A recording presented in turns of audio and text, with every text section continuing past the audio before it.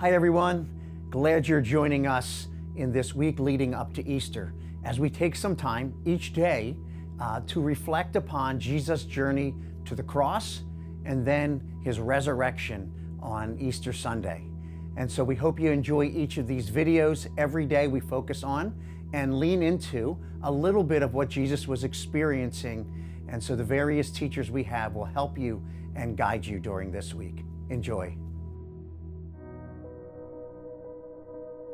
Hi, Living Hope.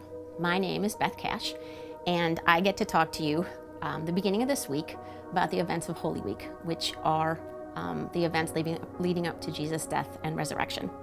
So let's start by reading the account of the triumphal entry in Matthew 21. As they approached Jerusalem and came to Bethphage on the Mount of Olives, Jesus sent 2 disciples, saying to them, "Go to the village ahead of you, and at once you'll find a donkey tied there, with her colt by her. Untie them, bring them to me. If anyone says anything to you, tell him that the Lord needs them, and he'll send them right away." This took place to fulfill what was spoken through the prophet. "Say to the daughter of Zion, see, your king comes to you, gentle and riding on a donkey, on a colt, the foal of a donkey." So the disciples went and did as Jesus had instructed them, and they brought the donkey and the colt. They placed their cloaks on them, and Jesus sat on them. And a very large crowd spread their cloaks on the road, while others cut branches from the trees and spread them on the road. The crowds that went ahead of him and those that followed shouted, "Hosanna to the Son of David! Blessed is he who comes in the name of the Lord! Hosanna in the highest!" And when Jesus entered Jerusalem, the whole city was stirred and asked, "Who is this?" The crowds answered, "This is Jesus, the prophet from Nazareth in Galilee." So this joyous celebration of worship begins the week leading up to Jesus' death and resurrection. So what's happening here, and why is it happening? First, what's happening? Why are all these people following Jesus, and why are they yelling these things? In the weeks leading up to this event, Jesus is traveling and teaching with his disciples. He's healed people, he's fed 5,000 people, he's raised Lazarus from the dead, and people would follow him from place to place to hear him, and also if they had anyone sick that they wanted healed, they would bring those people to him. So that's the reason why there's a crowd following him. Matthew says that this isn't just a small crowd, it's a very large crowd. And I think part of that was because Jews would have been traveling to Jerusalem at this time, so the road was full of travelers because it was almost Passover. So somehow it comes to a point when Jesus is traveling and he's on the donkey that people start to yell in praise to him. They're shouting, "Hosanna," which means save us. And they're also shouting and calling him Son of David, and that's a messianic title. So they're recognizing who he is. They're saying that they believe he is the long-awaited Messiah that they've been waiting for, and they're spreading their cloaks and the branches before him so that he has something to walk on. So it's like a parade. This is what I tell kids when I'm teaching them. This is like a parade for Jesus, but he's the only one in the parade. So I just want you to get a feel for, what is happening, and that this wasn't a small event at all, and Jesus was not keeping a low profile. Everyone in the city was talking about it, and they recognized who he was. So when we talk about Palm Sunday, this is the thing that we remember. We remember Jesus coming and this praise and worship happening, which I think is easy to understand. But for me, the more difficult thing to understand is why he's even going into Jerusalem in the first place. He knows what the end of the week holds. He knows that it holds his death and resurrection. And 3 times as he's traveling with his disciples going into Jerusalem, he tells them this. He says to them that he is going to suffer many things, he is going to be crucified, and he is going to die. And it doesn't seem like they really get it. But he did tell them. He knows that the people that are shouting and praising him at this point, by the end of the week, are going to be shouting and asking for his death. So what makes him continue to sit on the donkey and ride the rest of the way to Jerusalem? He didn't have to. Even in Gethsemane, when those people who were coming to arrest him came and one of the disciples fights back, he says to him, "Do you not think that I can't call on my Father and he will at once put at my disposal more than 12 legions of angels. So he didn't have to go to his death, but he chooses to move forward. He knows he's going to be betrayed, and he knows that he's going to face a lot of pain. So what motivates him to do this? Jesus does this, I think, because of two things. One is because of obedience to his Father, and two is because of his love for people. So the Bible tells us that Jesus walks in obedience to the Father. Jesus and the Father are one, but he also walks in obedience to him. In John 14:31, it says, Jesus says, I love the Father, and I do exactly what my Father has commanded me. And in Romans 5:18, Paul tells us, for just as through the disobedience of one man, Adam, many were made sinners, so also through the obedience of one man, Jesus, many will be made righteous. So Jesus knew he was born to redeem us by his death, and he obeyed his Father. The other reason that I think Jesus continues on his way to Jerusalem, knowing what it holds for him, is because of his love for people. So I want you to picture with me Jesus as he begins to descend the Mount of Olives that day. The Mount of Olives is on one hill, and then there's a valley, and there is Jerusalem up on another hill on the other side.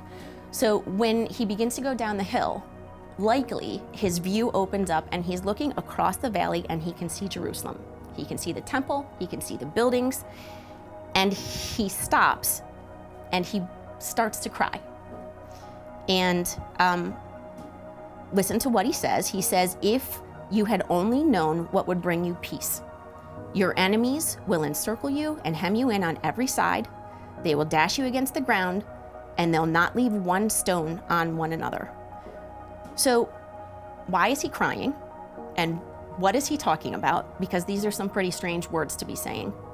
If it was me and I was facing what he is facing in the following week, any tears that I would be crying would be for myself, my pain, my suffering, knowing what I was going to be going through. I would be asking questions like, can't we do this differently? Why does this have to happen? God, why is this your plan? So that's what I would be thinking about. But get this, Jesus is sitting on a donkey, looking over across the valley at Jerusalem, and he's crying for people, not for himself. He's crying because they don't recognize the peace that he gives. They are not recognizing, some of them, many of them are not recognizing him as the Messiah. And he's also crying for events that will happen in the future. About 40 years later, the Roman emperor would send legions to surround Jerusalem in a siege. And they would come and they would hem the people in, and there would be starvation, and Jews would be fighting against each other. They were running out of food, and it's pretty horrible. And then after that, the army comes in and they slaughter people and they enslave people and they burn the city, and they pull the temple stones one from on top of each other, and they tear it down.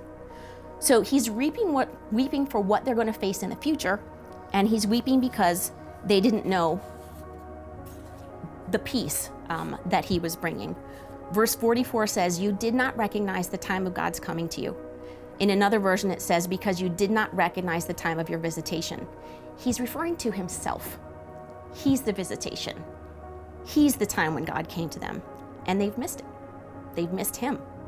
He's brokenhearted for the people who don't know him. They don't recognize him or accept him for who he is.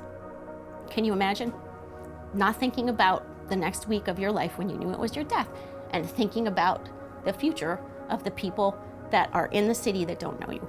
That's what is happening. So Jesus was motivated towards entering Jerusalem for Holy Week because of his obedience to the Father and because of his love for people. So what should our response be to that? Do we respond like the people on the road who were praising and worshiping him, being thankful because we know who he is and what he's done? I hope so. Do we respond by being like him? We're his followers. We shouldn't just want to know about him. We should want to be just like him. So do we walk in obedience to the Father? What is God calling you to do? What is he calling you to start doing, to stop doing? Who is he asking you to forgive? We need to walk in obedience to our Father, just like he walked in obedience to his Father. That's not easy sometimes, and sometimes it doesn't make sense. But let's take a step out in faith. Let's do the hard thing. Let's walk in faith. Do we respond by loving others just like he did? By remembering and weeping for and being burdened for people who don't know him? We need to remember them just like he did. They're lost. They're spiritually lost. And we have the answer. So do we share that when we have a chance? I know that it's scary. It doesn't have to be shared in the same way. It doesn't have to be shared in a certain way. But let's ask God for wisdom and opportunity to share with people who he is so that they could become believers too. As we reflect on all these things that happened in Jesus' life this Holy Week, let's let it make a difference in us. In our praise of him, in our obedience to the Father, and our love for the people that don't know him yet. Will you pray with me? God, we praise you, for you are God of all creation, mighty and powerful. We praise you for your Son, Jesus, who loved us enough to sacrifice himself to provide a way for our relationship with you to be repaired. Let us reflect on these things this week and let them make a difference in our lives. In Jesus' name, amen.